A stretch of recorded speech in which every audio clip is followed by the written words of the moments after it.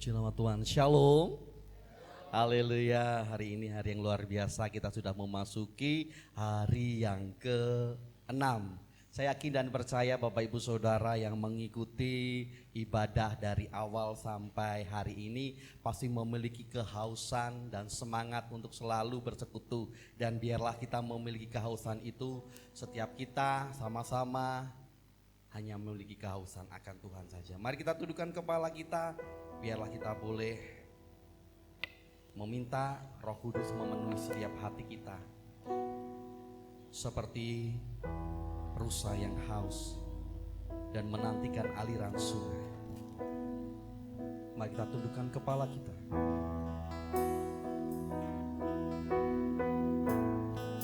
Kami rindu Tuhan.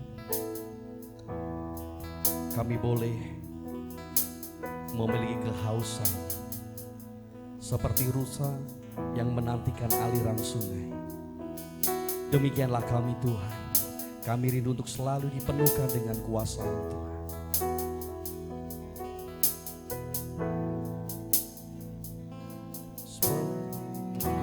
Rusa rindu sungaimu, begitulah jiwaku,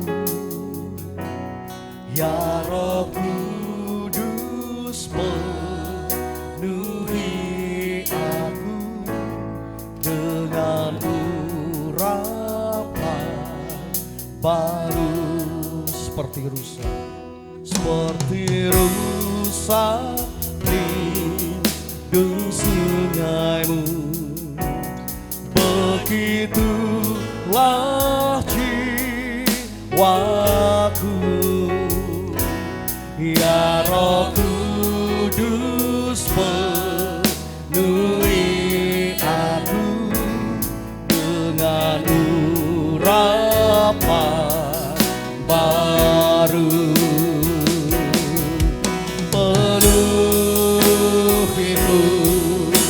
Penuhiku dengan hadiratmu,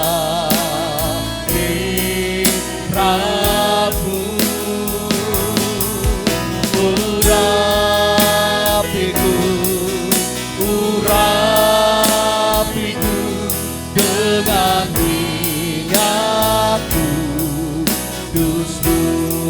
Silakan pujikan dari awalnya. Seperti rusa rindu sungaimu, begitulah jiwaku, ya Roh Kudus penuhi aku dengan urapan baru. Biarlah Engkau memenuhi setiap kami. Penuhiku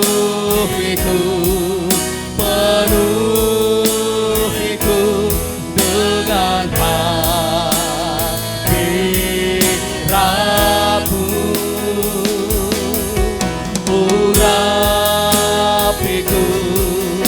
urapiku dengan minyakku, ya penuhi setiap kami Tuhan. Penuhiku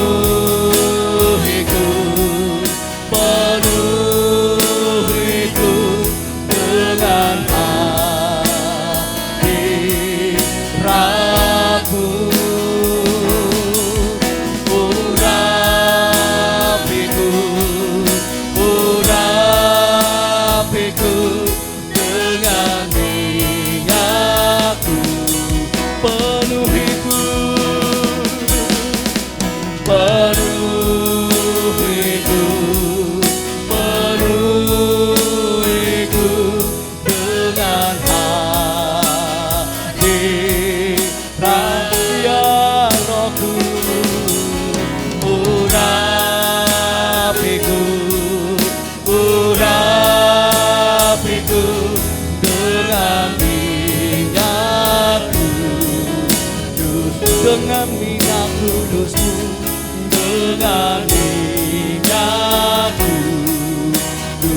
dengan minyak kudus-Mu, dengan minyak kudus-Mu. Mari sembah, mari sembah, hanya Yesus Tuhan yang layak disembah. Haleluya,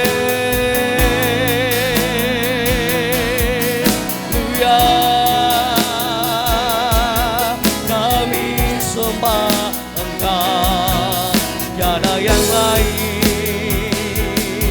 Mengalilah, mengalilah kuasa Roh Kudus. Haleluya, haleluya, kami sembah.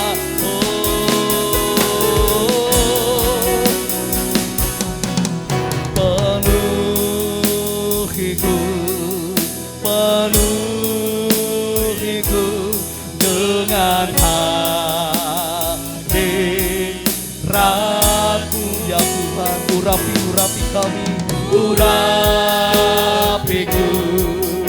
urapiku dengan minyak-Mu.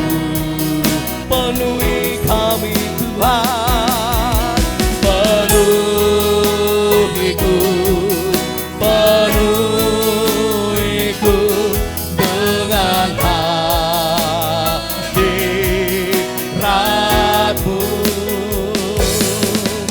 Urapiku, urapiku dengan minyak kudus-Mu, dengan minyak kudus-Mu, dengan minyak kudus-Mu,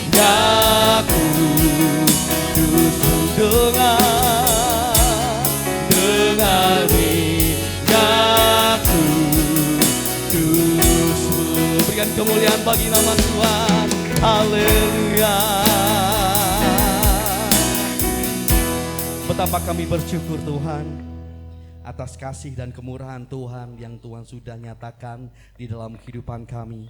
Tuhan Yesus, malam hari ini kami rindu, biarlah Tuhan memimpin jalannya ibadah ini Tuhan. Dari awal sampai pada akhirnya nanti kami serahkan ke dalam tangan Tuhan. Biarlah Tuhan sendiri yang mengatur segala sesuatunya Tuhan. Terima kasih Tuhan, kami serahkan ibadah di malam hari ini hanya di dalam nama Tuhan kami Yesus Kristus. Kami sudah berdoa dan mengucapkan syukur kami. Haleluya, amin. Shalom. Saya jemput Bapak Ibu Saudara untuk bangkit berdiri. Kita akan sama-sama memuliakan nama Tuhan. Karena hari ini harinya Tuhan, kita akan sama-sama bersorak bagi Allah kita.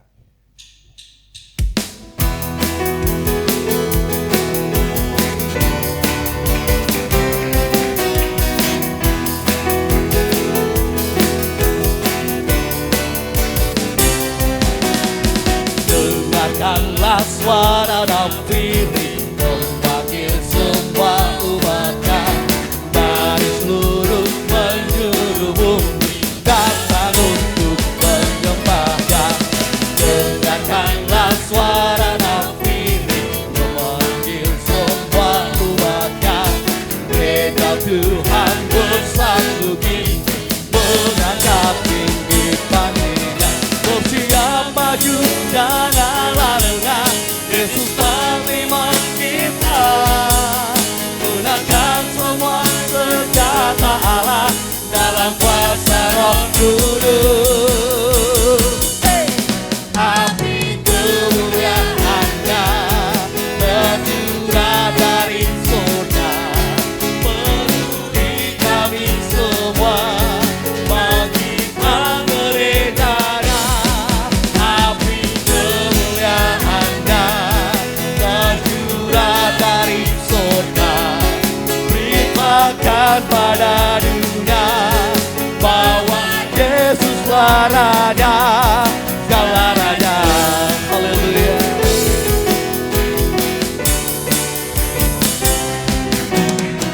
Dengarkanlah suara nafiri memanggil semua umatnya dari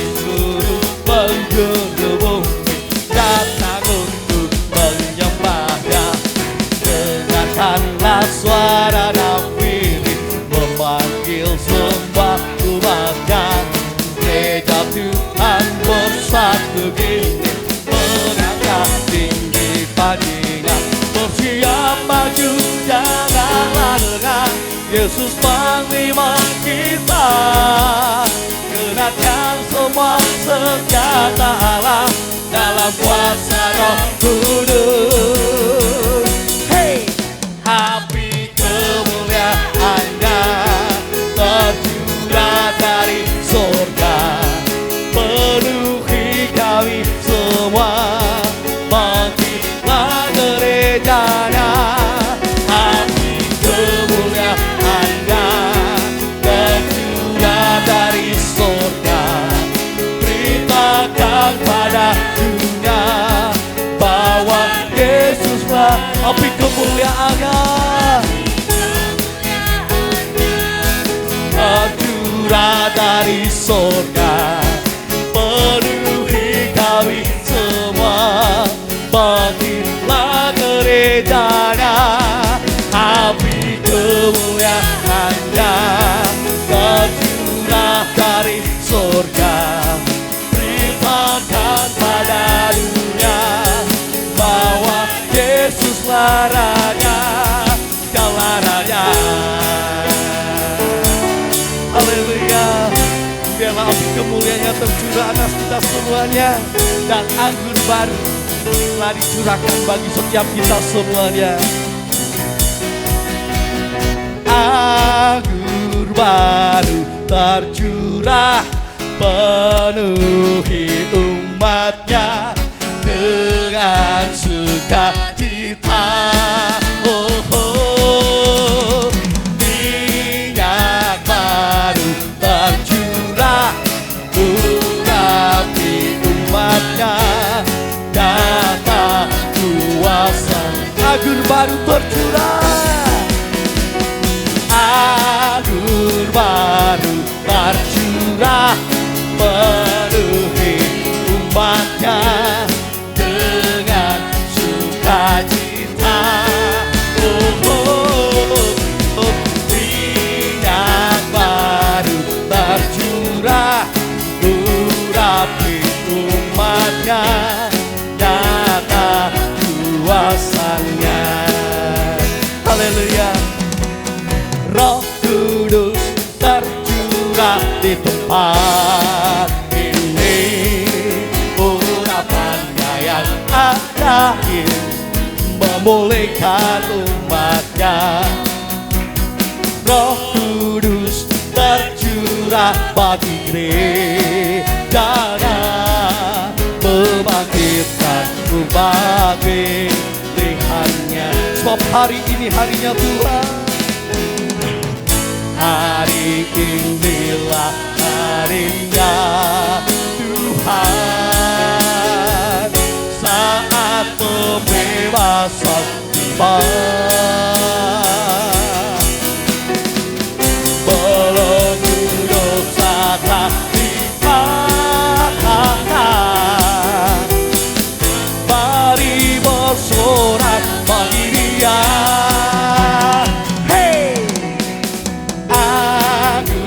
Baru tercurah, penuhi umat-Nya dengan sukacita. Oh, oh, minyak baru tercurah, urapi umat-Nya, nyata kuasa. Ya, lagi anggur baru telah tercurah, anggur baru tercurah, penuhi umat-Nya dengan sukacita. Oh, oh, minyak baru tercurah, urapi umat-Nya, nyata kuasa, nyata kuasa-Nya,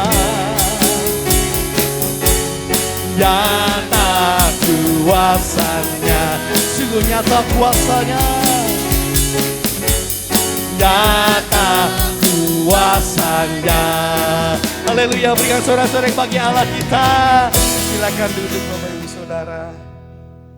Puji nama Tuhan, kita boleh bersuka di dalam hadirat-Nya Tuhan. Dan kini tiba saatnya kita akan mempersiapkan hati kita untuk menerima taburan firman Tuhan. Kita buka hati kita lebar-lebar dan biarlah benih firman Tuhan itu boleh tertanam di dalam hati kita semuanya.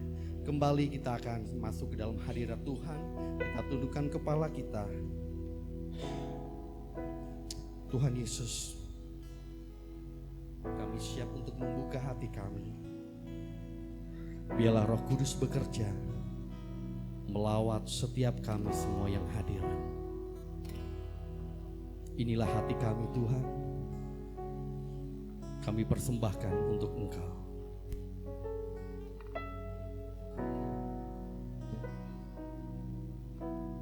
Roh Kudus hadir di sini, mengalir di bait suci. Perkara ajaib pun terjadi, kuasa mujizat nyata, karena Roh Allah sedang bekerja. Ya Roh Kudus, Engkau hadir. Roh Kudus hadir di sini, mengalir di bait suci. Perkara ajaib pun terjadi, kuasa mujizat nyata, karena Roh Allah sedang bekerja. Tiada yang mustahil dan tiada yang sukar bila Roh Allah turut bekerja. Tiada yang mustahil bagi orang percaya, karena Roh Allah turut bekerja di antara kita. Dengan segenap hati saya nyatakan lebih lagi. Roh Kudus hadir di sini, mengalir di bait suci. Perkara ajaib pun terjadi, kuasa mujizat nyata, karena Roh Allah sedang bekerja. Tiada yang mustahil dan tiada yang sukar bila Roh Allah turut bekerja. Tiada yang mustahil bagi orang percaya, karena Roh Allah turut bekerja di antara kita. Saya jemput Bapak Ibu Saudara untuk bangkit berdiri. Kita mengucapkan hati kita lebih lagi. Tiada yang mustahil dan tiada yang sukar bila Roh Allah turut bekerja.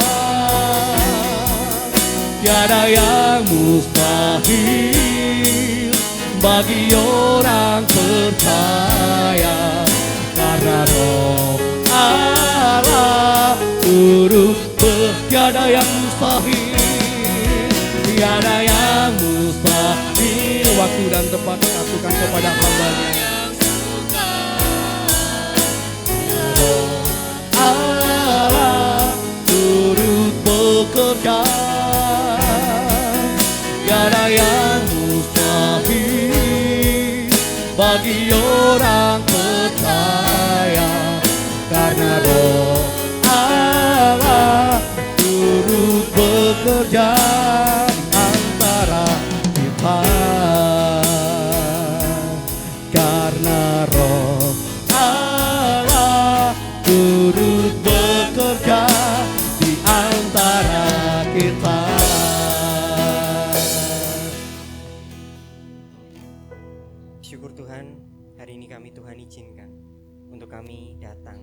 tahta kasih karunia Tuhan untuk kami menikmati persekutuan dengan Roh Kudus.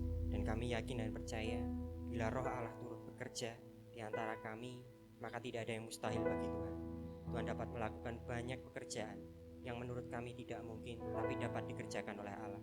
Kami percaya ketika kami berdoa, kami percaya ketika kami berserah pada Roh Kudus, Tuhan turun tangan untuk menolong setiap kami. Hari ini beban apapun yang kami bawa, kiranya boleh kami letakkan di atas kaki Tuhan, sehingga kami boleh beribadah dengan beristirahat dalam keselamatan yang Tuhan telah berikan. Bapa, sebentar kami akan mendengarkan firman-Mu. Urapi lidah bibir hamba-Mu, penuhi dengan Roh Kristus, sehingga boleh menyampaikan kebenaran firman-Mu dengan terang dan dengan jelas. Tuhan, urapi setiap jemaat-Mu yang boleh hadir di tempat ini dengan urapan dari Roh Kudus, sehingga boleh mengerti, memahami, dan melakukan firman Tuhan. Terima kasih Bapa, kami semua siap mendengarkan, oleh karena itu berbicaralah seluasa mungkin.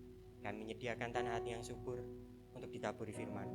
Di dalam nama Tuhan Yesus Kristus kami berdoa, amin. Terima kasih pelayannya tim mimbar, silahkan duduk.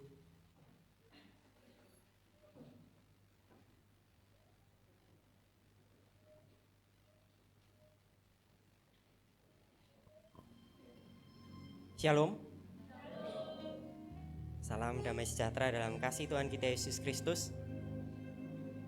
Senang rasanya dapat kembali bersekutu bersama Bapak Ibu Saudara semuanya dalam ibadah KKR 10 hari ini. Mohon maaf saya tidak bisa hadir full karena ada beberapa kegiatan di kampus yang harus dipenuhi. Jadi saya hadir di hari-hari yang di kampus kosong. Mohon maaf sebelumnya. Nah Bapak Ibu Saudara, hari ini masuk hari ke-6. Artinya Bapak Ibu Saudara yang hadir rutin itu sudah lebih dari setengah, lebih dari 50%. Itu kalau diskon sudah lumayan gede dan pasti laris. Bersyukur Bapak Ibu Saudara, hari ini masuk hari ke-6. Saya bersyukur Bapak Ibu Saudara masih tetap semangat. Dan hari ini masuk hari ke-6, temanya sudah Bapak Ibu Saudara baca di undangan. Tema hari ini menurut saya cukup menarik dan menjadi tema favorit saya. Mujizat dan tanda oleh Roh Kudus. Kalau temanya ganti ya tetap favorit saya. Jadi semua tema favorit saya. Nah Bapak Ibu Saudara, hari ini kita akan membahas mengenai mujizat dan tanda yang dikerjakan oleh Roh Kudus. Nah saya akan sedikit disclaimer Bapak Ibu Saudara bahwa khotbah hari ini itu sedikit berbeda dari khotbah yang biasanya saya sampaikan. Karena hari ini saya tidak menggunakan format khotbah 3 poin. Jadi saya akan jelaskan di awal, saya rasa perlu disampaikan agar Bapak Ibu Saudara tidak menunggu poinnya mana kok tidak keluar-keluar. Jadi saya tidak menggunakan format 3 poin hari ini. 1 poin saya rangkum supaya bisa dalam waktu yang singkat bisa disampaikan dan saya harap tidak membuat bingung. Jadi hari ini tidak 3 poin tapi hanya 1 poin dari awal sampai akhir. Jadi saya harap Bapak Ibu Saudara dapat menyimak dengan baik. Mari kita membuka teks kita hari ini Bapak Ibu Saudara di dalam Kisah Para Rasul 2 ayat 43. Apakah sudah bisa Pak Andreas? Ya, terima kasih. Ayat kita hari ini cuma 1 ayat yang akan kita bahas. Kisah Para Rasul 2 ayat 43. Karena 1 ayat, saya harap Bapak Ibu Saudara bisa membaca bersama-sama dan dihafalkan. Jadi 5 detik lihat, sekarang merem semua. Kita ya enggak terlalu sulit ya. Kita baca bersama-sama. Mari kita baca bersama-sama Kisah Para Rasul pasal 2 ayat 43. 2, 3. Maka ketakutanlah mereka semua, sedang rasul-rasul itu mengadakan banyak mujizat dan tanda. Nah, cuma 1 ayat saja Bapak Ibu Saudara. Dan teks kita hari ini Bapak Ibu Saudara adalah bagian dari cara hidup jemaat yang pertama. Kalau Bapak Ibu Saudara cek di Alkitab Bapak Ibu Saudara LAITB itu kasih judul perikopnya cara hidup jemaat pertama. Nah, salah satu keunikan dari jemaat mula-mula ini adalah hari-hari mereka, hari-harinya itu diwarnai dengan mujizat dan tanda ajaib oleh Roh Kudus. Jadi jemaat mula-mula itu hari-harinya diwarnai dengan banyak mujizat dan tanda dari Roh Kudus. Banyak mujizat-mujizat dan tanda-tanda ajaib yang dikerjakan oleh Roh Kudus dalam kehidupan jemaat mula-mula. LAITB itu menerjemahkan dengan banyak mujizat dan tanda. Tetapi dalam bahasa aslinya dan mayoritas versi Inggris itu menuliskan dengan makna yang lebih kuat. Karena tulisannya banyak mujizat-mujizat dan tanda-tanda. Jadi mujizatnya jamak, tandanya jamak, diawali dengan kata banyak. Jadi banyak mujizat-mujizat, banyak tanda-tanda yang diadakan oleh para rasul pada saat itu. Bapak Ibu Saudara, inilah kehidupan yang dialami oleh jemaat mula-mula. Hidupnya itu diwarnai dengan banyak sekali mujizat-mujizat dan tanda-tanda.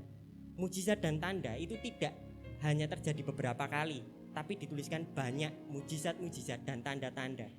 Ada banyak mujizat dan tanda-tanda yang menyertai kehidupan jemaat mula-mula yang dikerjakan oleh para rasul. Bapak Ibu Saudara, hal ini menyebabkan banyak orang, kalau Bapak Ibu Saudara baca tadi, maka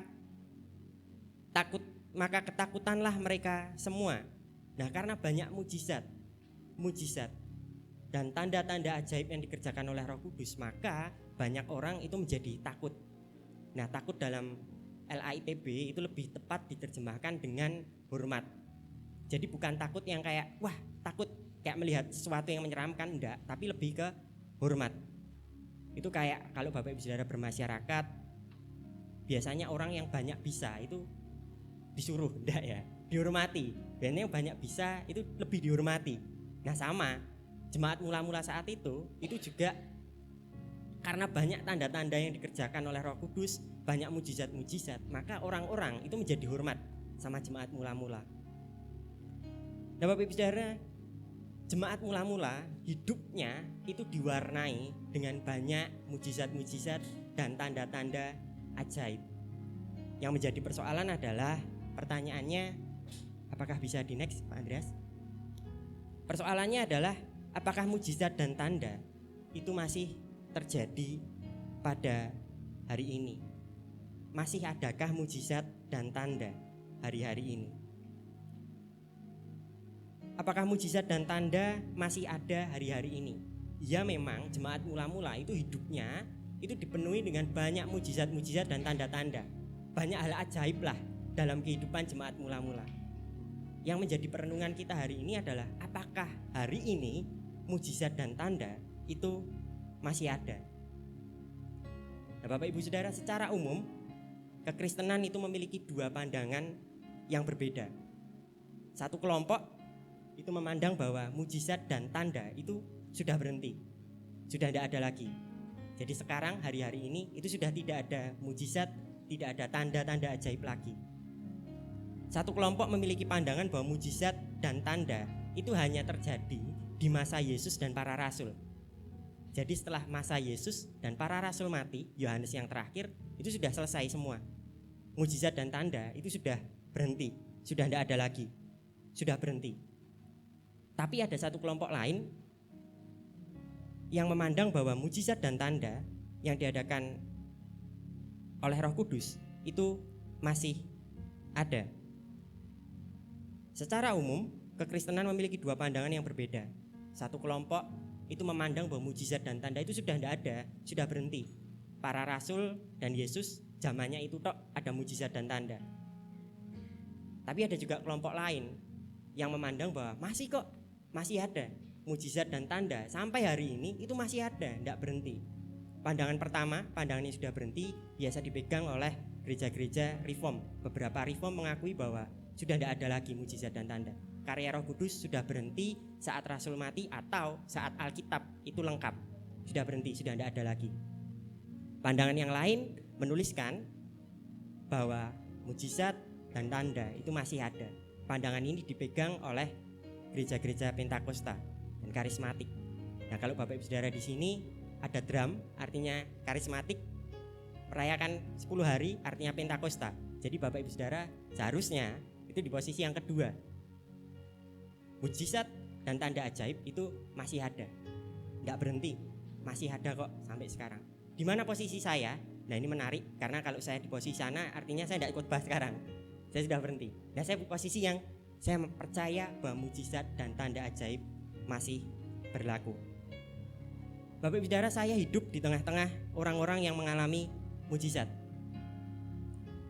Itu salah satu alasan yang membuat saya percaya bahwa mujizat dan tanda ajaib masih berlaku. Saya banyak belajar dari orang-orang yang memandang bahwa mujizat dan tanda ajaib sudah berhenti. Tapi saya percaya bahwa itu masih berlangsung kok hari ini. Saya hidup di tengah-tengah orang yang punya pengalaman-pengalaman mujizat dan tanda ajaib dalam hidupnya. Saya kenal hamba Tuhan, salah satu hamba Tuhan di kampus, dia punya benjolan di tangan, saat doa pagi didoakan benjolannya hilang. Itu mujizat. Kemana coba benjolannya? Cari tidak ada. Didoakan hilang malah dicari lagi, enggak. Benar-benar sudah hilang, sembuh Bapak Saudara. Di kampus saya ada satu dosen divonis mati karena kanker, sekarang sudah hidup 20 tahun dari vonisnya. Divonis mati Bapak Saudara. Divonis gondrong itu mending ya Bapak Saudara, mati. Mati itu deal, sudah ending, kanker, vonisnya mati, tapi masih hidup 20 tahun. Sampai hari ini masih hidup dan sehat. Saya juga orang yang menjadi, kalau pelaku kok kurang tepat, jadi orang yang mengalami mujizat. Saya jarang ceritakan ini, tapi saya pernah beberapa kali sakit, saya berdoa sembuh. Saya punya sakit mah, saya tidak tahu nih mah apa asam lambung, yang jelas lambung saya bermasalah dari dulu. Karena saya sulit makan Bapak Ibu Saudara, enggak. Karena saya malas makan biasanya, enggak, saya mosok melas-melas, enggak. Perut saya sakit banget. Saya waktu kecil, karena saya dibesarkan di gereja Pentakosta Karismatik, yang diajari tumpang tangan, saya tumpang tangan, tek, saya berdoa dalam nama Yesus, sembuh. Anehnya, saya sembuh. Seketika, ini serius, saya enggak bohong Bapak Ibu Saudara. Saya orang yang mengalami mujizat. Jadi saya percaya mujizat itu masih ada. Waktu retret di gereja yang dulu, Bapak Ibu Saudara pernah lihat foto saya yang ditampilkan Pak Daniel, itu foto waktu saya retret, kayak enggak punya harapan. Nah itu saya dulu. Saya ingat kayak ini enggak salah itu pas radang. Saya lupa. Nah Bapak Ibu Saudara gini, dulu waktu saya ikut retret biasanya saya itu bukan orang yang banyak ngomong. Jadi saya itu retret 3 hari 2 malam, cuman ngomong paling 3 kali. Itu aja cuman shalom di awal ibadah. Shalom, shalom, shalom, udah selesai. Saya enggak banyak ngomong. Mas Gilang itu tahu saya karena saya banyak diem. Nah pernah satu momen saya sakit radang tenggorokan, dan itu sangat mengganggu. Retret, banyak nyanyi, radang tenggorokan. Saya wah kacau nih radang tenggorokan. Waktu itu saya tidak tahu obat apa yang bisa diminum. Satu-satunya orang yang saya harapkan di dalam retret itu cuman kakak saya, Cik Widya, istrinya Mas Johan, Pak Johan. Tapi problemnya Cik Widya itu begitu aktif, jadi tidak ada waktu untuk tanya saya sehat apa enggak. Jadi saya simpen radang itu, wah kayak aku nak mati ning kene wagu. Masa cuma radang. Saya putuskan karena sudah tidak ada opsi lain Bapak Ibu Saudara, saya putuskan untuk berdoa. Ini saya tidak bohong. Saya pegang, saya berdoa dalam nama Yesus, sembuh. Saya utak-utak sidik, cek di setting sidik itu ya kayak Mas Yo. Cek. Sembuh. Radang tenggorokan sembuh seketika. Bagi saya itu ya cukup menakjubkan. Lalu setelah itu saya putuskan untuk membuka KKR kesembuhan di daerah Semarang. Enggak ada. Yang itu enggak ada. Jadi saya sering kali saya juga mengalami mujizat. Uniknya saya punya anjing kecil segini, enggak. Kecil Bapak Saudara, jatuh dari tangga. Kejang-kejang. Saya takut, wah kejang, sudah kejang, benar-benar kejang. Karena papa saya Pentakosta Karismatik, saya juga Pentakosta Karismatik, kami berdua tumpang tangan. Cek, saya tapi di kepala papa saya. Semuanya di anjing, saya berdoa dalam nama Yesus sembuh. Hidup Bapak Ibu Saudara, saya enggak bohong. Benar-benar, saya juga mengalami mujizat. Jadi di mana pandangan saya? Saya memandang bahwa mujizat dan tanda ajaib itu masih berlaku hingga hari ini. Masih ada mujizat dan tanda ajaib.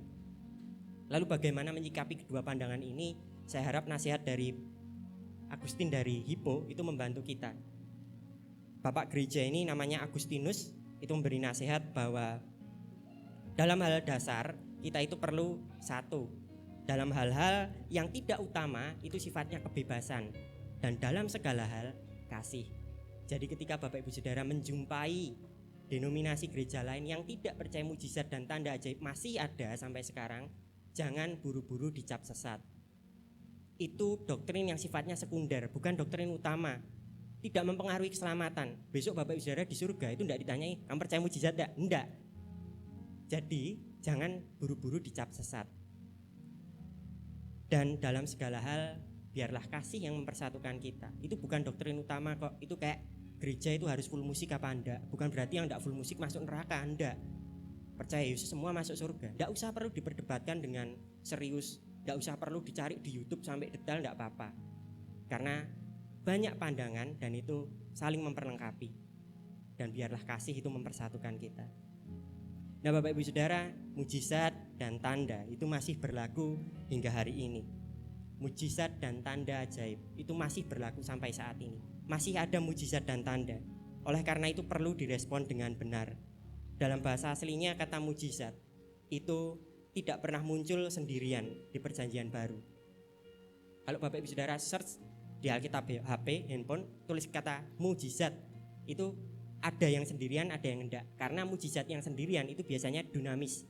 Kalau mujizat yang ada gabungannya itu dalam kata teras. Jadi kata mujizat di ayat 43 itu dari kata teras dan tidak pernah muncul sendirian di Perjanjian Baru. Kata teras, kata mujizat itu selalu muncul disertai dengan kata Simeon, dengan kata tanda. Makanya ayat yang kita baca mujizat dan tanda. Jadi mujizat itu tidak berdiri sendiri. Selalu ada tanda yang menyertainya. Jadi kata ini itu kayak satu frase, jadi kayak tangan panjang dipahami satu arti. Nah mujizat tanda itu juga sama. Terata kaisimia itu juga berarti mujizat dan tanda. Dan itu satu kesatuan dan tidak boleh dipisahkan. Jadi melihat kesatuan dari dua kata ini, mujizat dan tanda, itu berarti peristiwa ajaib yang memiliki makna atau tujuan tertentu. Keduanya tidak dapat dipisahkan. Tidak hanya berhenti pada peristiwa ajaib seperti anggapan kebanyakan orang, tapi mujizat dan tanda itu peristiwa ajaib yang memiliki makna atau tujuan tertentu. Tujuannya apa? Perjumpaan dengan Kristus. Bapak Ibu Saudara, mujizat dan tanda itu bukan hanya sekadar peristiwa ajaib. Bukan hanya sekadar ketika kita membahas tentang mujizat dan tanda, itu tidak hanya orang sakit disembuhkan. Bukan hanya tentang gak punya rumah, punya rumah. Bukan hanya tentang punya hutang banyak dilunasi. Bukan tentang peristiwa-peristiwa ajaib. Hanya sekadar peristiwa ajaib. Mujizat dan tanda itu memiliki tujuan tertentu. Mujizat dan tanda berarti peristiwa ajaib yang memiliki makna atau tujuan tertentu. Nah Bapak Ibu Saudara, arti bahwa mujizat dan tanda itu adalah peristiwa ajaib yang memiliki makna dan tujuan tertentu, itu mendapat dukungan dalam konteks ayat 43. Jadi mujizat dan tanda di ayat 43 yang kita bahas hari ini itu bukan sekadar mengenai sakit sembuh, tidak hanya seperti itu. Bukan hanya sekadar tidak punya uang, tidak bisa makan tiba-tiba dapat makan. Bukan hanya tentang peristiwa ajaib, tapi peristiwa ajaib yang memiliki makna atau tujuan tertentu. Nah Bapak Ibu Saudara, arti ini itu mendapat dukungan dari konteksnya. Kalau Bapak Ibu Saudara membaca konteks perikop cara hidup jemaat yang pertama, perikop ini itu diapit oleh dua peristiwa mujizat yang menurut saya mujizat yang begitu luar biasa. Yang pertama, mujizatnya adalah peristiwa para rasul berkata-kata dalam bahasa lain. Itu menurut saya peristiwa yang luar biasa. Peristiwa para rasul berkata-kata dalam bahasa lain pada Kisah Para Rasul 2 ayat 1 sampai 40 adalah peristiwa yang ajaib karena pertama, para rasul itu adalah orang Galilea. Dan problemnya orang Galilea itu biasanya tidak berpendidikan. Jadi kebanyakan kemungkinan tidak mengerti bahasa asing. Dan bahasa asing yang disebut di sini banyak. Jadi tidak cuma satu bahasa. Peristiwa ini peristiwa yang ajaib karena para rasul adalah orang Galilea yang dianggap kurang terpelajar dan juga orang Galilea itu punya logat yang khas. Di Alkitab ada satu teks yang mengatakan kamu dari Galilea karena kelihatan, cara ngomongnya kelihatan. Kalau saya seumpamakan mungkin kayak orang Jawa. Di bagian Jawa yang agak ke mana ya?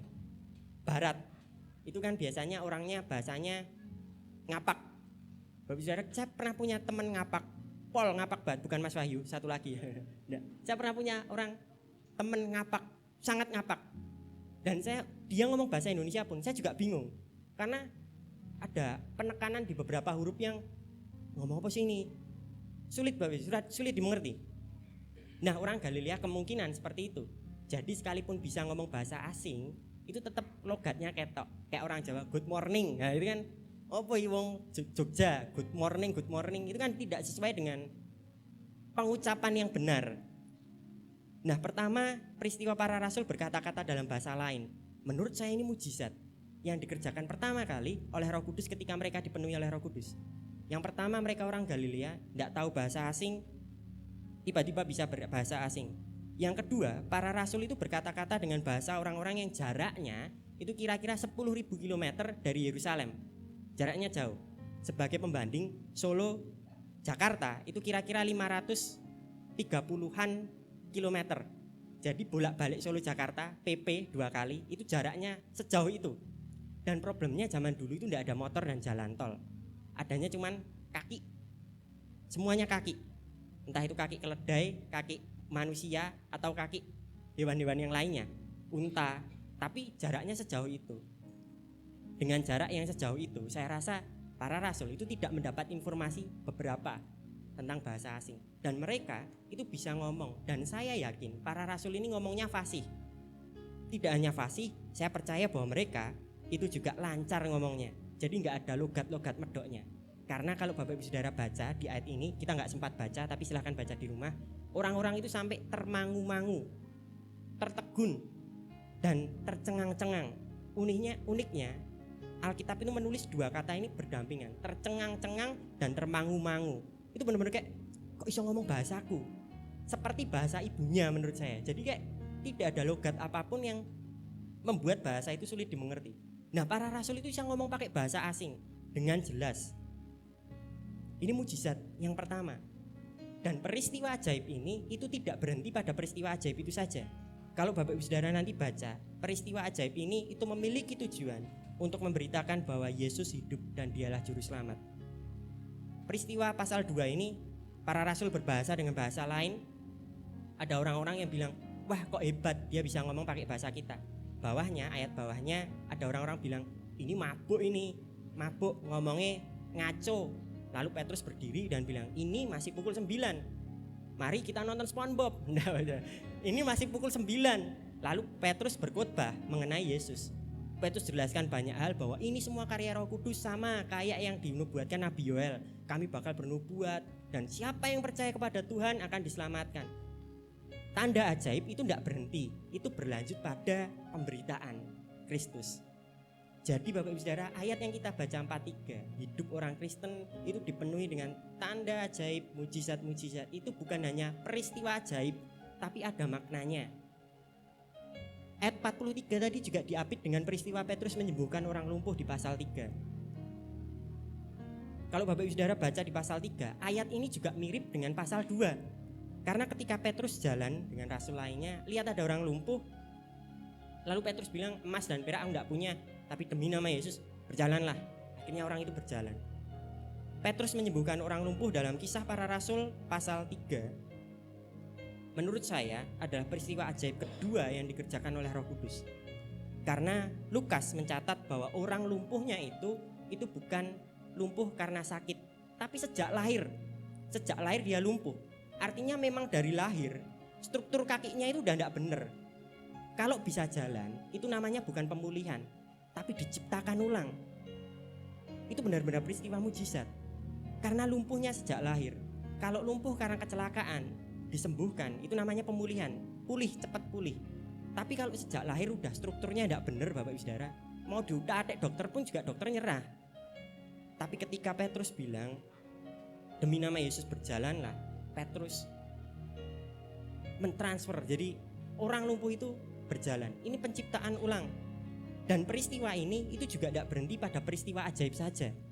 Setelah itu Petrus diikuti orang, lalu Petrus sama, dia melanjutkan itu dengan khotbah, menceritakan bahwa Yesus itu hidup dan Yesus itu juru selamat. Beritanya itu Injil, Yesus itu hidup dan Yesus itu juru selamat. Percaya Yesus maka selamat.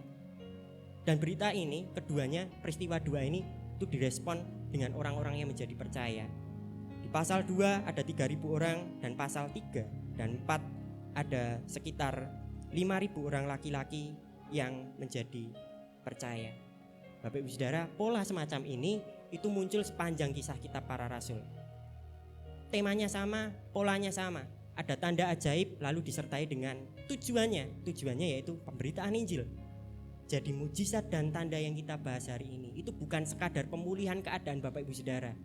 Tapi ketika itu terjadi, mari kita membawa diri kita lebih dekat pada Kristus dan membawa yang lain juga lebih dekat pada Kristus. Pola seperti ini itu muncul berulang sepanjang kitab Kisah Para Rasul. Ada satu peristiwa ajaib yang membawa orang berjumpa dengan Kristus. Bapak Ibu Saudara, dalam bahasa yang keren, peristiwa ajaib ini disebut dengan power encounter, perjumpaan dengan kuasa. Ada satu kuasa yang membuat mujizat disebut dengan power encounter, dan Injil itu disebut dengan truth encounter, dan itu harus lengkap.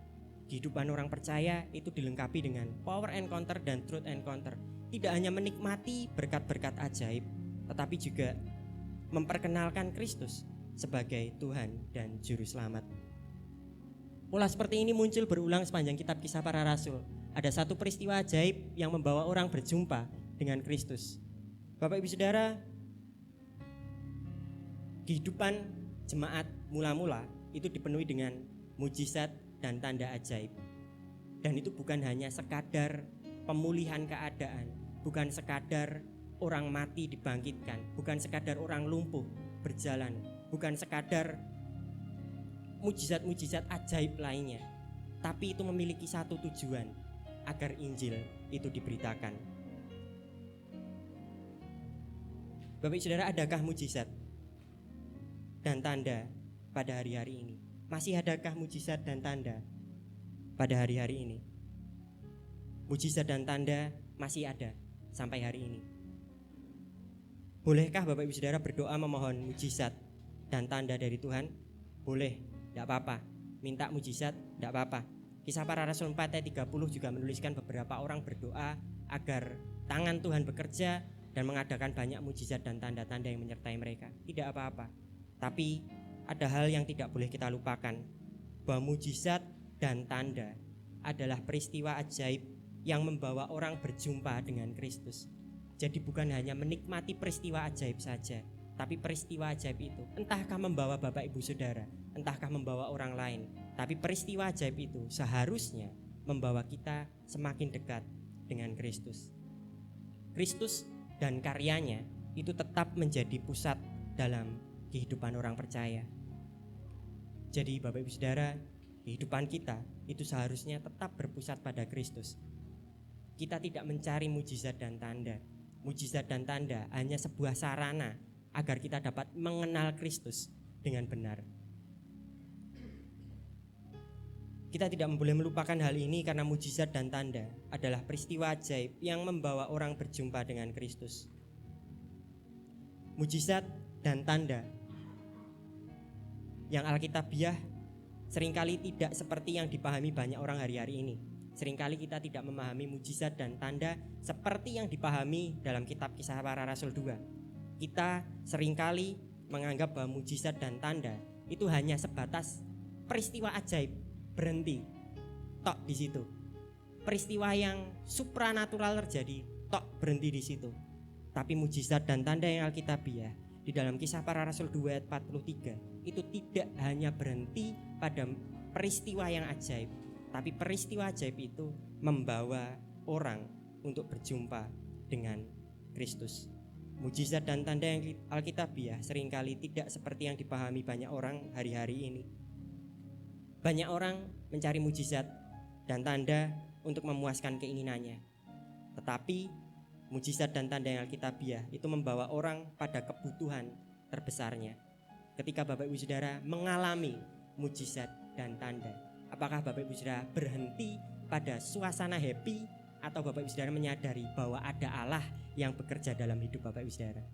Ketika Bapak Ibu Saudara diizinkan Tuhan untuk mengalami banyak hal yang ajaib, apakah itu berhenti dinikmati sendiri, atau ketika Bapak Ibu Saudara mengalami itu, Bapak Ibu Saudara memutuskan untuk membagikannya agar Kristus diperkenalkan? Bapak Ibu Saudara, mujizat dan tanda yang alkitabiah itu semacam sarana, semacam alat transportasi untuk membawa orang mengenal Kristus. Saya akan menutup dengan sebuah kutipan dari salah seorang hamba Tuhan. Ada salah seorang hamba Tuhan membuat buku Di Balik Mujizat. Di dalam buku itu ada tulisan yang menurut saya menarik, bahwa ternyata Tuhan itu tidak begitu tertarik untuk membuat mujizat dalam kehidupan Bapak Ibu Saudara. Tapi Tuhan lebih tertarik untuk memperkenalkan kuasanya agar Bapak Ibu Saudara dan saya itu semakin bergantung pada Tuhan. Jadi bagaimanapun juga kehidupan orang Kristen itu seharusnya tidak miracle center, tidak berpusat pada mujizat dan tanda, tapi tetap pada Kristus. Saya selesai Bapak Ibu Saudara, kiranya hal ini dapat menolong kita untuk mengerti kebenaran firman Tuhan dan dipimpin untuk semakin dekat dengannya melalui mujizat dan tanda. Saya serahkan ke Pak Daniel.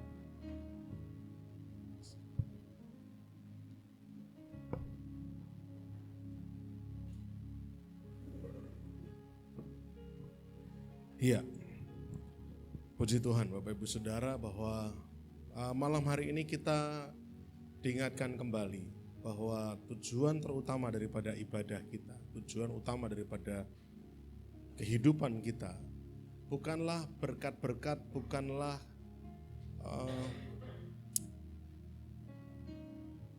jawaban-jawaban atas keinginan-keinginan kita, tetapi tujuan atau pusat kehidupan itu semua adalah Kristus itu sendiri.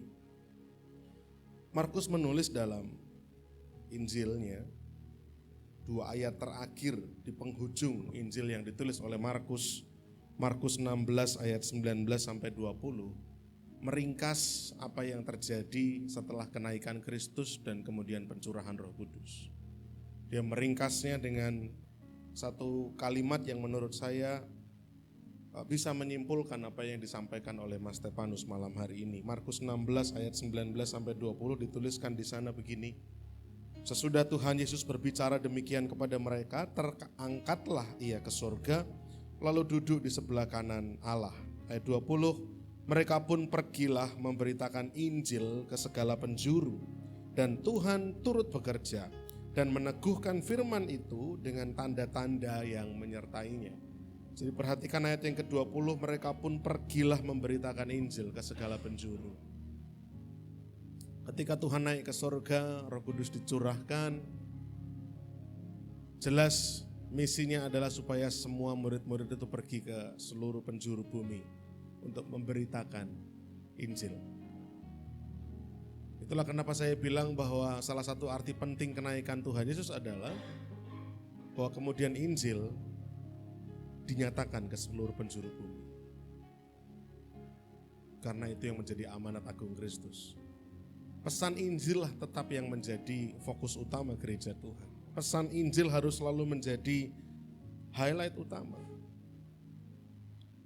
Tetapi tidak demikian dengan kenyataan hari-hari ini. Kalau kita sering mendengar acara-acara besar itu tulisannya KKR kesembuhan ilahi. Yang dijual adalah kesembuhan ilahinya. Berapa banyak kita mendengar tulisan KKR jalan keselamatan, KKR pintu surga mungkin gitu Nus. Karena orang rindu datang untuk disembuhkan. Kenapa yang terjadi ketika mereka pulang tidak disembuhkan? Mereka kecewa sama Tuhan. Tetapi itu, formula itu terus saja didengungkan, dan herannya masih banyak orang yang kemudian juga menyukai hal seperti itu. Sekali lagi, saya tidak menentang mujizat. Saya juga dibesarkan dengan pola Pantekosta, karismatik. Tetapi ini bukan sekedar masalah teologi sih sebenarnya juga. Sama seperti yang Mas Stefanus katakan, ini juga persoalan pengalaman pribadi lah. Saya tidak akan bisa menjelaskan bagaimana saya harus dibuat oleh Tuhan menunggu 10 tahun untuk kelahiran anak pertama, sementara kelahiran anak pertama itu tidak dengan program atau obat aneh-aneh, tidak. Tidak perlu dengan program yang ini yang itu, tidak. Jadi hanya karya Tuhan yang bisa menjelaskan itu semua. Oleh karena itu saya katakan bahwa yaitu mukjizat. Pengalaman dan kesaksian hidup pribadi menunjukkan bahwa mukjizat Tuhan memang masih terjadi. Tetapi bukan itu yang terutama.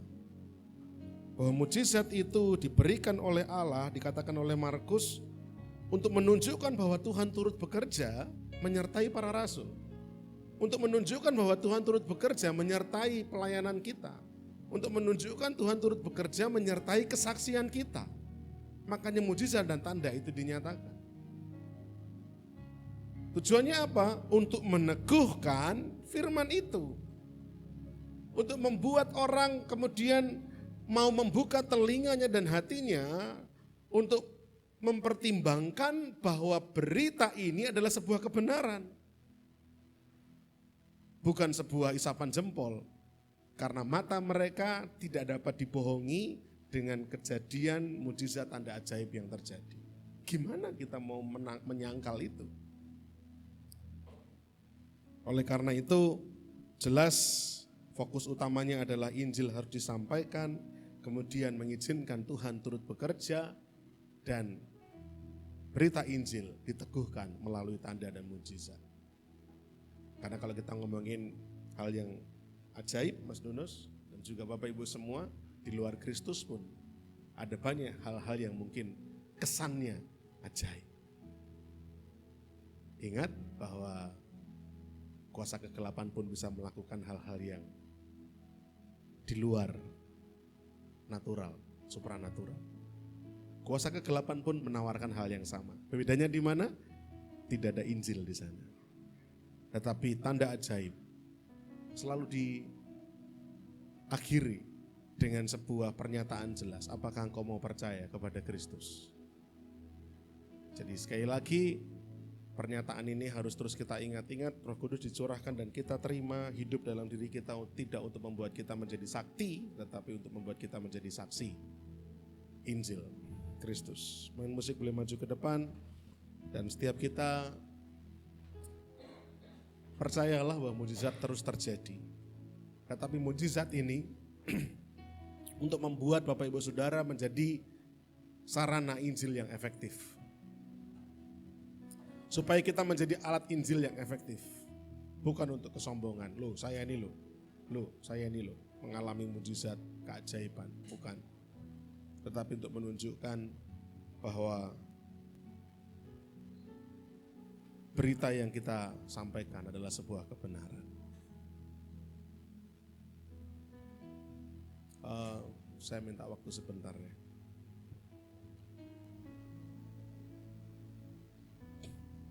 Mas Yonat dan Mbak Alicia maju ke depan sih.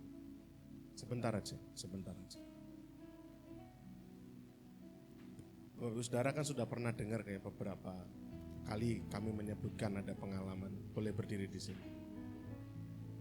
Bahwa mereka berdua sempat mengalami hal yang ajaib, yaitu tas yang hilang itu kemudian ketemu kembali. Ya, yang saya mau sampaikan di sini bukan detail ceritanya. Intinya pokoknya bahwa tas itu sudah ditemukan kembali. Ya, lewat doa, lewat campur tangan Tuhan, tempat yang jaraknya cukup jauh, tapi kemudian akhirnya bisa kembali dan tidak ada yang hilang ya. Oke, nah sekarang persoalannya begini, apa yang kamu rasakan ketika tas itu ketemu? Ketika saya dan Mas Johan datang dan kemudian keluar dari mobil menunjukkan, nih tasmu ketemu, tenang gitu kan. Apa yang kamu rasakan? Yang aku rasakan yang pertama lega. Dan apa itu sebuah seperti peringatan. Ya, karena sebelumnya kesaksian apa minggu sebelum ibadah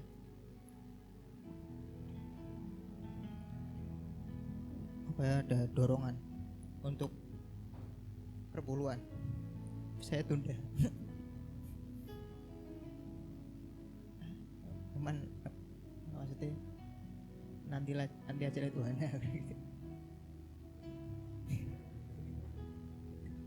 Terus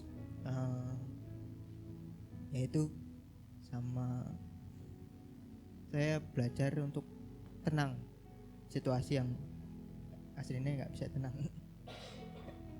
Itu yang saya rasain.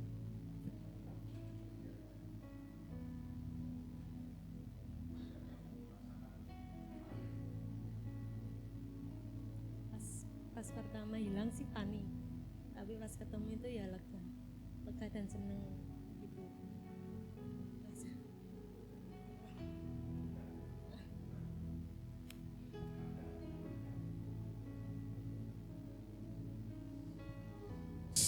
Ya, silahkan duduk kembali ke kursi. Ini yang tadi saya maksudkan Bapak Ibu Saudara. Supaya jadi pembelajaran juga buat Yona dan Alicia. Kenapa tidak muncul keinginan begitu tas itu ketemu? Saya akan ceritakan ini sama orang bahwa Tuhan saya itu ajaib. Bahwa Tuhan saya itu hidup. Ini bukan semata-mata tentang tas yang hilang terus ketemu, apalagi memperingatkan supaya bayar perpuluhanmu. Tidak mau bayar pun itu tas tetap ketemu, percayalah. Tetapi saya yakin Tuhan izinkan itu terjadi supaya kamu cerita sama orang. Ini loh Tuhan yang tak percaya itu. Hidup walaupun raketok gitu kan. Kita gak bisa melihat, tapi kita bisa cerita loh, Tuhan saya, Tuhan Yesus itu hidup. Tas saya itu hilang, ketemu. Bapak Ibu Saudara mau dengar bagian lucunya enggak? Waktu tas itu hilang, Yonat lari-lari, Alicia lari-lari, si Putri pucat, Bu Putri bingung. Adik saya, Mas Johan juga merasa bersalah. Wah kok ya tak ajak nyebrang gitu kan. Es krimnya, es puternya tinggal separuh mau meleleh, ini rata pangan terus piye gitu kan, bingung. Bagian lucunya, saya itu ketika mereka foto-foto saya terlanjur pesan mie ayam Bapak Ibu. Maksud saya itu begitu mie ayam ini jadi, terus saya tuh mandek sih fotone, ayo pesen sih makan dulu. Saya dari pagi belum makan, saya pesen mie ayam. Nah waktu saya mau manggil, lagi tak keploi gitu, kok wajahnya kok bukan wajah happy, wajah pucet. Adik saya bilang, tasnya Yonat hilang. Lah saya terus, mie ayamku piye?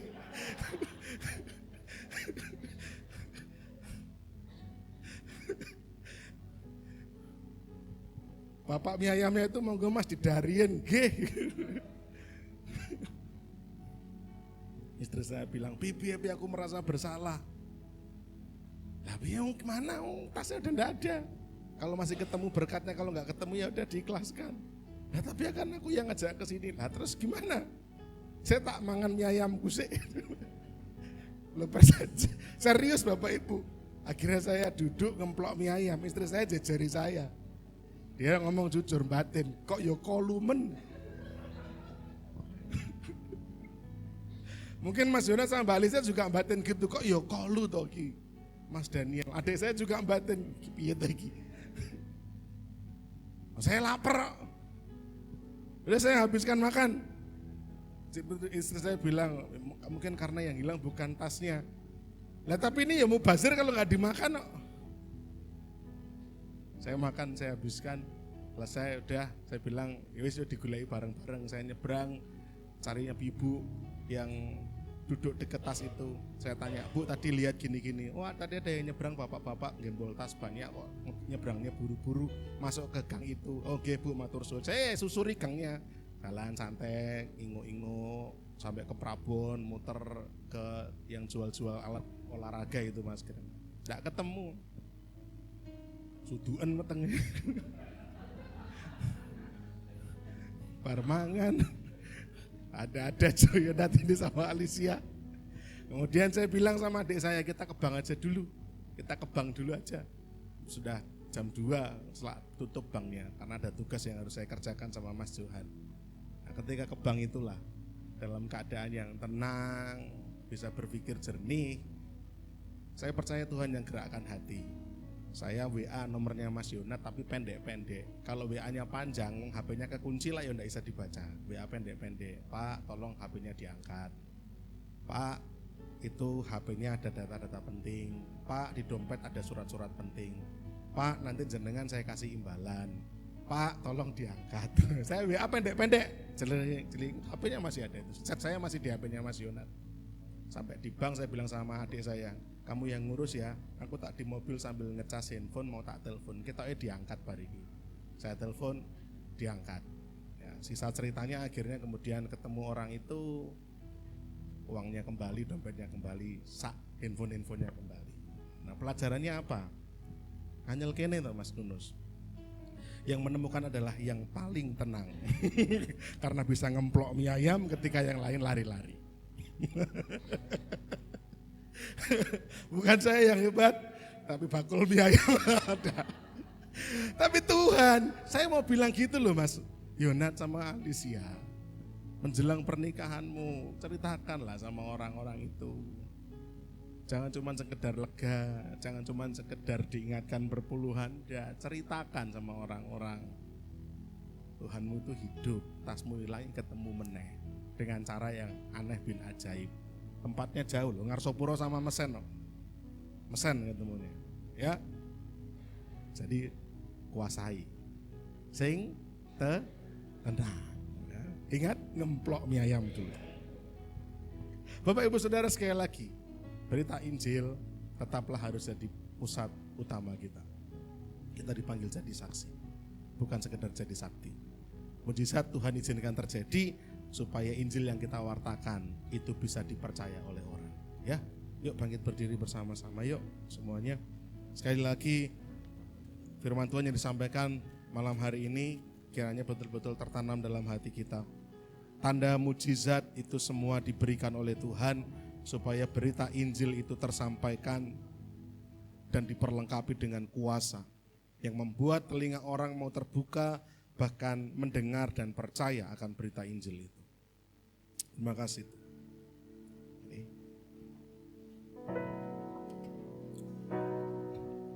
Roh Kudus, Kau hadir di sini. Roh Kudus, ku mengasihimu. Kau lembut, Kau manis, Kaulah penghiburku, penolongku, diutus Bapakku. Roh Kudus, Kau hadir di sini.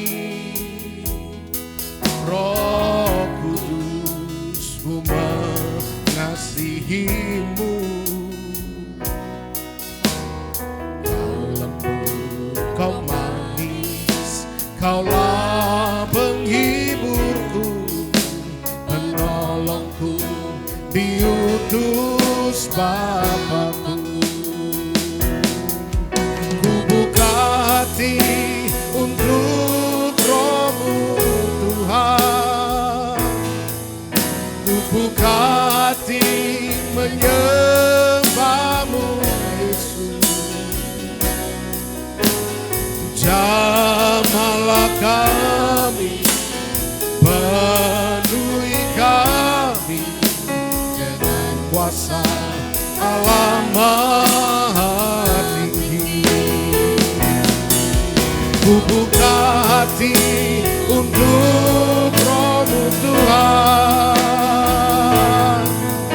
Ku buka hati menyembah-Mu Yesus.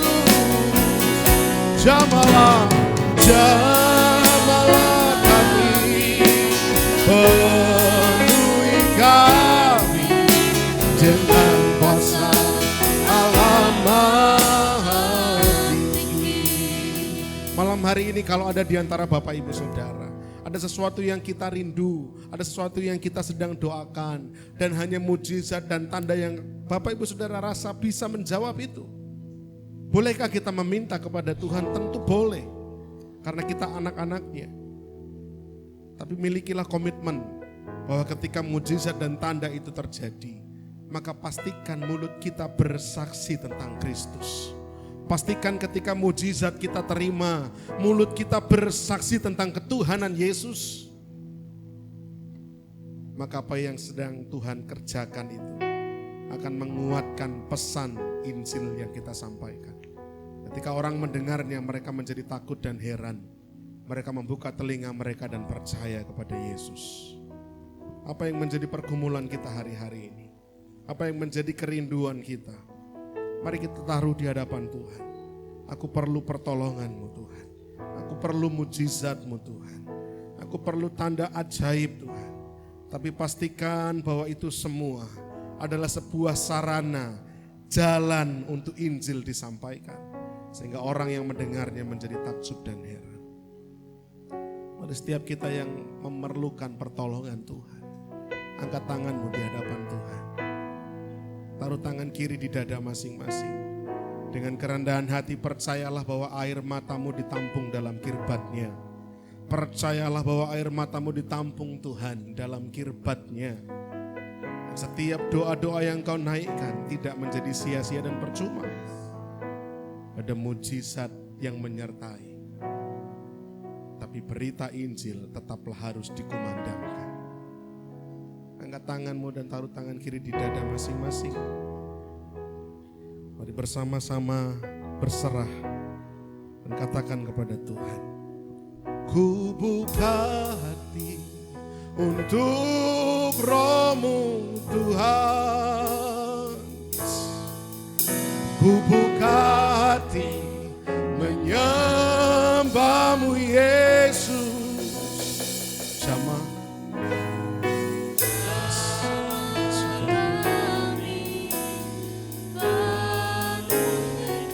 Bekerja.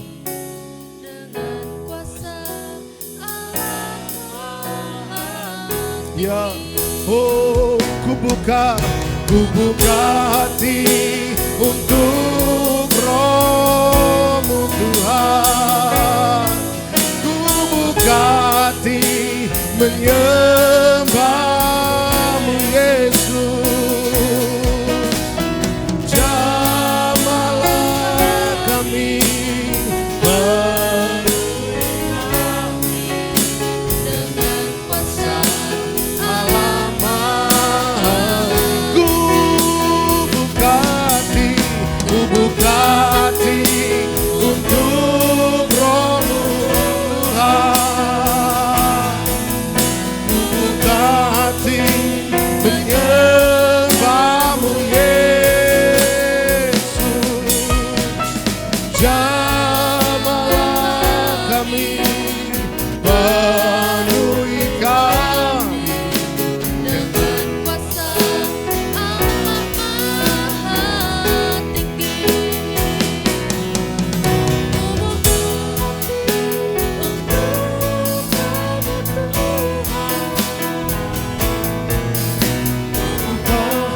Jamahlah kami, penuhi kami dengan kuasa Allah Maha Tinggi. Ku buka hati untuk Roh-Mu Tuhan. Ya, kami berdoa di dalam nama Yesus.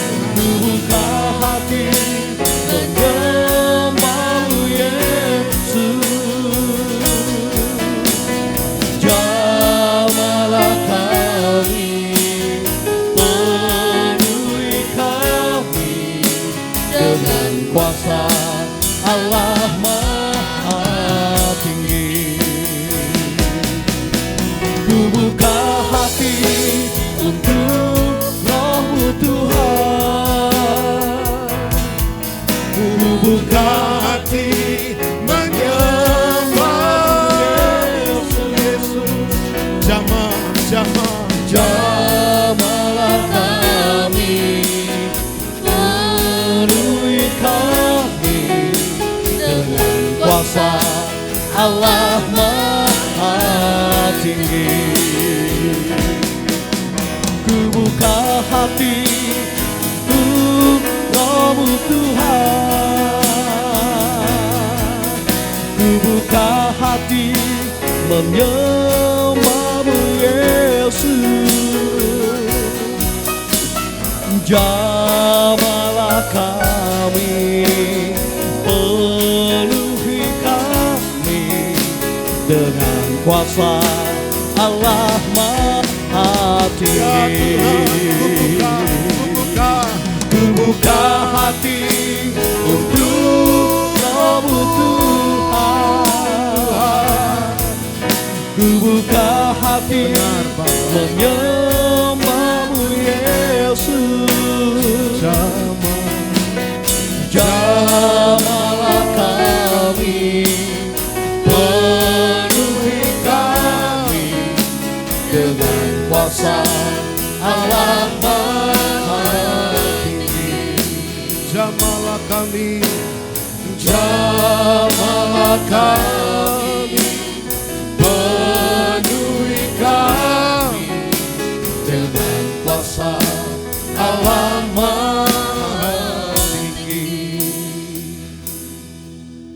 mulutku penuh dengan pujian ya kepadamu ya Yesus Tuhan. Sepanjang hari ku beri penghormatan kepadamu ya Allahku. Saya berdoa mulut Bapak Ibu Saudara dipenuhi puji-pujian, dipenuhi kesaksian, dipenuhi pesan Injil, dipenuhi kebaikan Allah. Sehingga hari-hari ketika kita melewati hari tanpa bercerita tentang Yesus, kita rasa ada yang kurang. Sehingga setiap hari kita menyampaikan penghormatan, setiap hari kita menyampaikan pesan kesaksian, setiap hari kita penuhi dengan cerita tentang kebaikan Tuhan, tentang Injil Kristus. Dan Tuhan taruh kuasa yang besar. Kita dipenuhi bukan jadi sakti, tapi kita dipenuhi Roh Kudus agar kita jadi saksi. Ingat dan tanamkan baik-baik tujuan yang ini.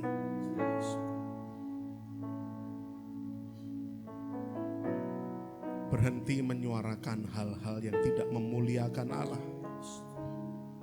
Berita bohong, kepahitan, fitnah, percekcokan, sumpah serapah, kabar busuk.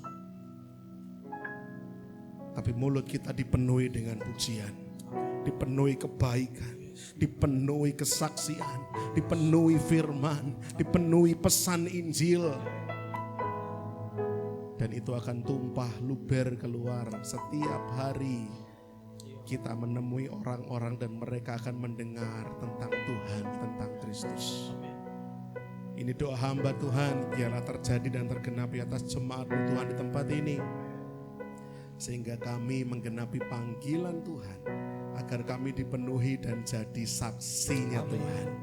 Kemanapun kami menceritakan kebaikan, menceritakan kasih Kristus, menceritakan salib Kristus, mereka yang mendengar dibuat takut, dibuat heran, dibuat kagum. Bahkan ketika roh menjamah hati mereka, mereka menjadi tertegun dan menjadi percaya keselamatan terjadi. Pakai kami Tuhan, dengan kesederhanaan kami, Roh Kudus yang memampukan, Roh Kudus yang berkuasa. Berkati hamba-Mu, Mas Stefanus yang sudah sampaikan kebenaran firman Tuhan. Pakai hidupnya makin hari makin dahsyat. Penuhi mulutnya dengan pesan Injil. Kemanapun dia melangkah pergi, mulut itu terus bercerita tentang kebaikan Tuhan. Berita Kristus, keselamatan yang dari Allah. Sehingga orang yang mendengarnya pun juga boleh menjadi percaya. Pakai hidupnya, terus Tuhan pakai. Sampai panggilan Tuhan atasnya tergenapi. Terima kasih Bapa di surga, kami bersyukur malam hari ini setiap kami tanpa terkecuali diberkati oleh Tuhan. Di dalam nama Tuhan kami Yesus Kristus. Dan menaikkan syukur doa kami, haleluya, amin. Jemaat dipersilahkan duduk. Tuhan Yesus memberkati, saya kembalikan kepada pemimpin. memimpin pujian. Puji nama Tuhan, kita akan mempersiapkan persembahan kita beri yang terbaik. Dan nanti Lisa akan memimpin kita di dalam doa. Mari kita berdoa. Tuhan Yesus, kami mengucap syukur Tuhan telah memberkati ibadah kami. Sebentar kami akan memberikan sedikit dari apa yang kami miliki. Biarlah apa yang kami berikan ini Tuhan bisa berguna bagi pekerjaan Tuhan di tempat ini. Tuhan berkati setiap tangan-tangan yang memberi. Biarlah Tuhan yang melihat setiap ketulusan hati kami. Hanya dalam nama-Mu Tuhan Yesus kami sudah berdoa dan kami mengucap syukur. Haleluya, amin. Puji Tuhan, kita beri yang terbaik bagi Allah kita.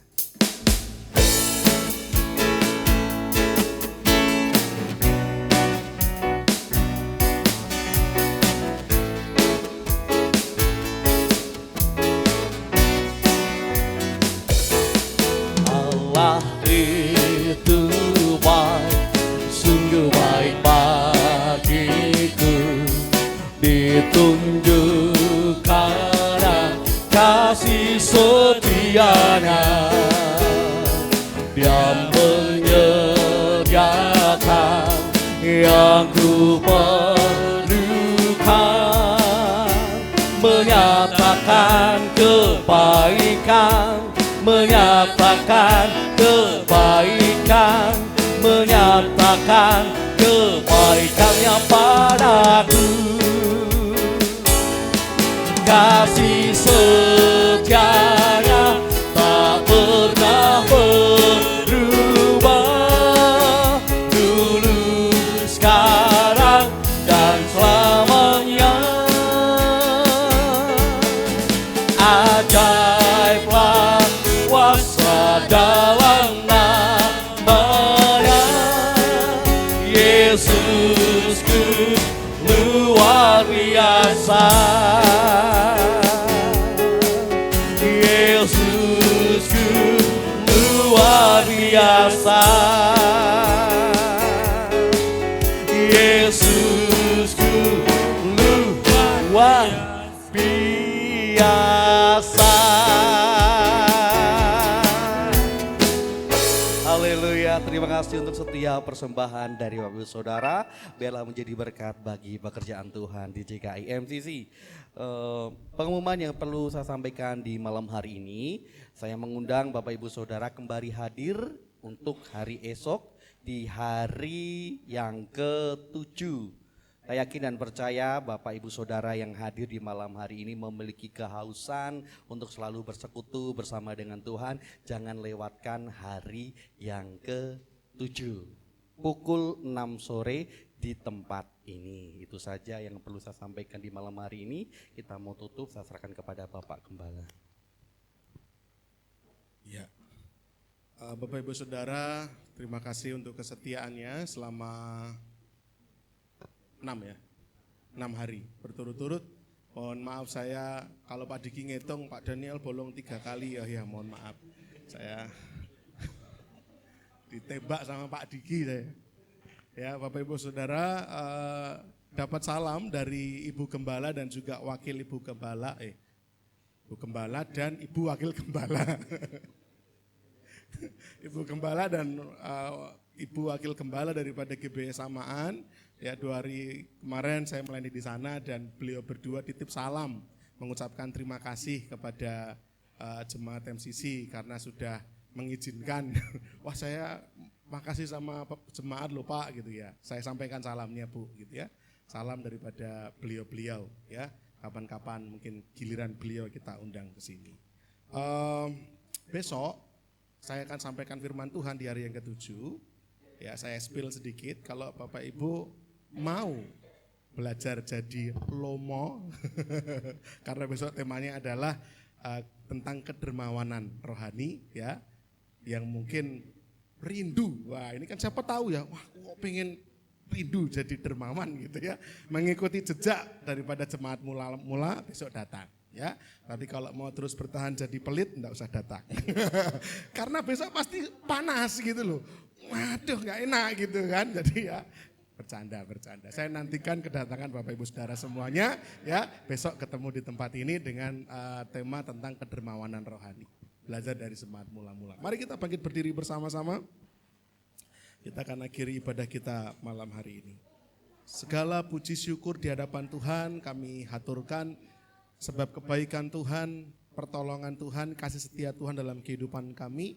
Tak henti-hentinya rahmat-Mu selalu baru setiap hari. Terima kasih Bapa untuk kehadiran Tuhan. Kami percaya Tuhan bertahta di atas nyanyian dan pujian kami pada ibadah KKR malam hari ini. Banyak berkat-berkat kami terima lewat puji-pujian, lewat firman Tuhan. Kami percaya bahwa apa yang kami kerjakan ini sungguh-sungguh akan membangun manusia rohani kami. Terima kasih Tuhan, malam hari ini kami menerima setiap berkat yang indah istimewa dari Tuhan. Dalam rumah tangga kami, dalam pekerjaan tangan kami, di dalam kesehatan kami semua dalam keadaan baik, sehat, fit, yang sakit kiranya Tuhan sembuhkan, Tuhan pulihkan dalam nama Yesus. Juga untuk pendidikan anak-anak kami, di mana beberapa anak-anak kami hari-hari ini sedang tes Tuhan, sedang ujian, Tuhan juga yang menolong, memampukan anak-anak kami untuk mereka mengerjakan dengan baik.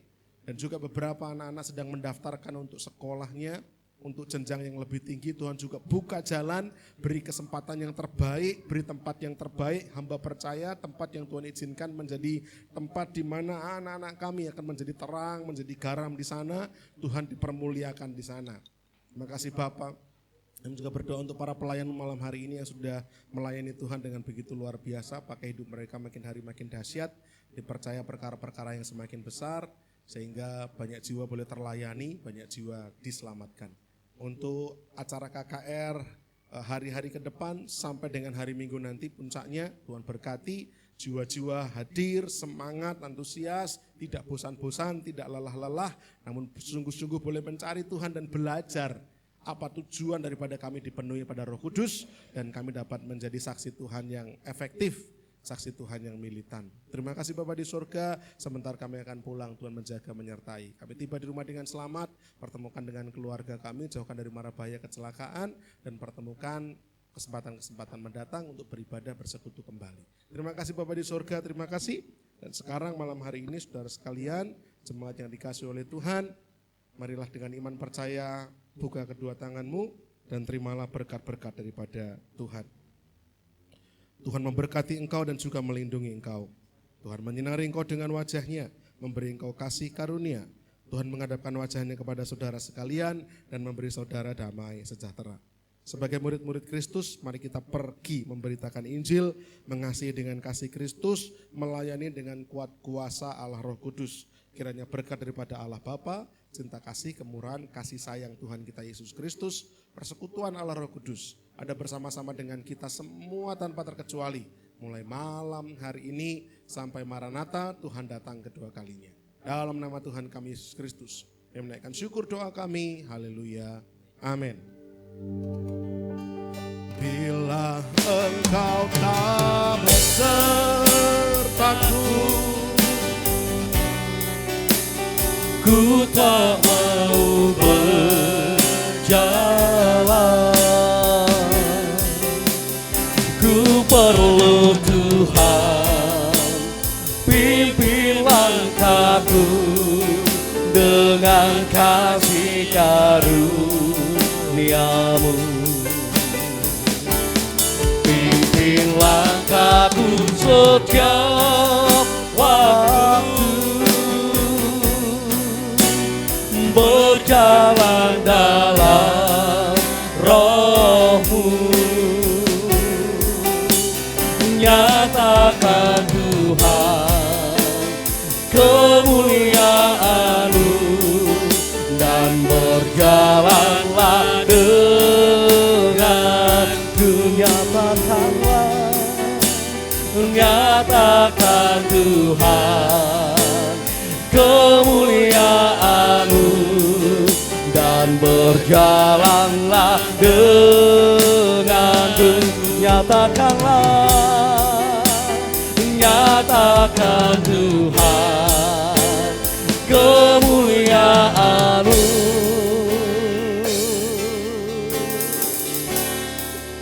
dan berjalanlah denganku.